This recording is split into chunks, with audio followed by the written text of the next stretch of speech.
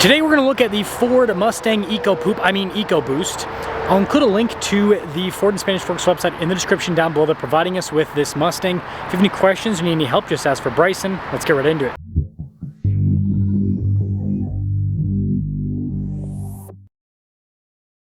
This week's giveaway highlight is a classic Corvette with a big block V8. If you're interested, use code BHC or click the link in the description down below or in the pinned comment. This will give you 4x bonus entries on any donation $25 or more.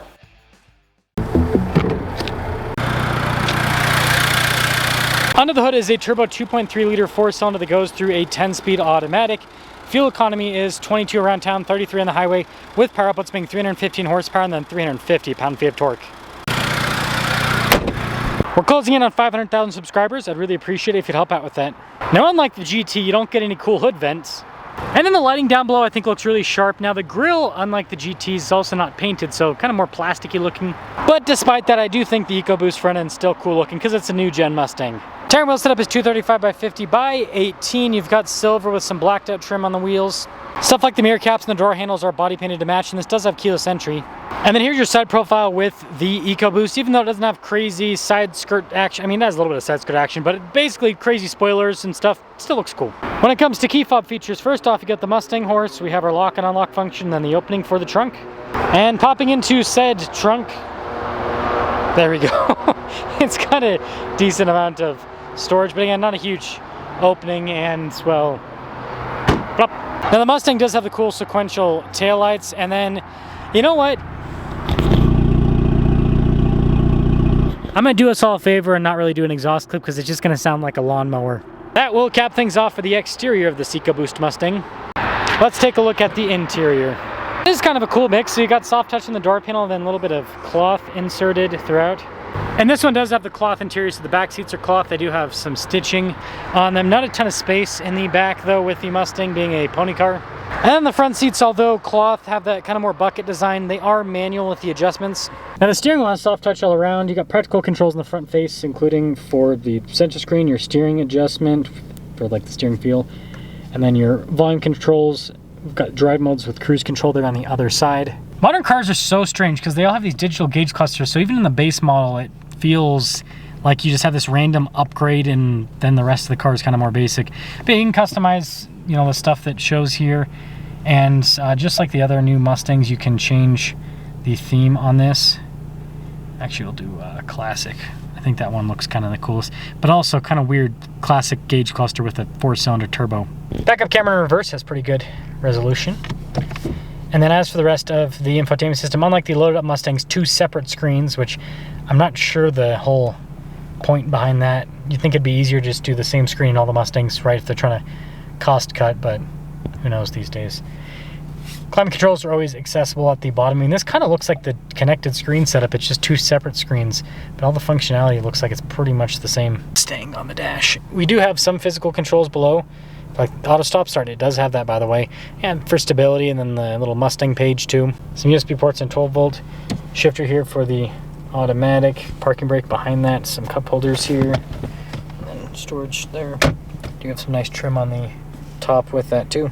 $34,975 is the total MSRP on this particular EcoBoost. Let's see how it performs. Mustang EcoBoost. Is it an EcoPoop or an EcoBeast, right?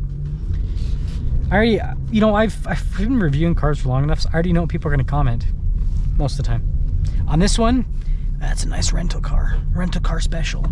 And that is pretty true, right? Well, actually, it would be a rental car special if it was a convertible. But because it's not a convertible, it's not a rental car special. Sorry about that. Man, that GT drove a lot better. I'm not just talking about the engine, like the suspension. That had the GT had the performance package, whatever. Thing just felt better. This feels kind of clunky. I wonder if it's also the weight, right? When you have more weight over the front axle. Yeah, it's crazy that they're the same car, right? They're both Mustangs, because this feels like a completely different machine. Wow, wild, absolutely wild. Yeah, I'll say it's got good torque. Transmission's pretty smooth.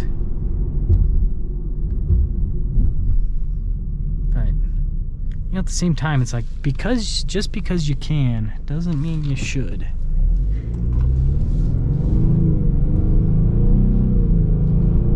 And I'm sure this is what the executive at Ford say. Oh, did you look at the 0 to 60 of the EcoBoost? It's so fast. It's just as fast as an old GT. I don't care. It's a 4-cylinder and it sounds like a vacuum cleaner. And it doesn't feel that good. This engine, I had a Focus RS. This engine felt great in the Focus RS with the manual. It was super fun. Little pops and everything. But in a rear-wheel drive muscle car, this ain't it. This ain't it, Ford. I think it devalues the Mustang. Now, I get it, right? Ford does it because it sells units to rental cars, to rental car companies. But it's like, just because you can, should you? You know, I think that Ford sells enough SUVs and trucks that they don't really need to do higher volume with the Mustang. And so, if I was Ford, get rid of the EcoBoost. Say, you know what? We done messed up. We done made a mistake. We shouldn't have put a Honda Civic engine in a muscle car. It was stupid. Again, it's got power. Look at this.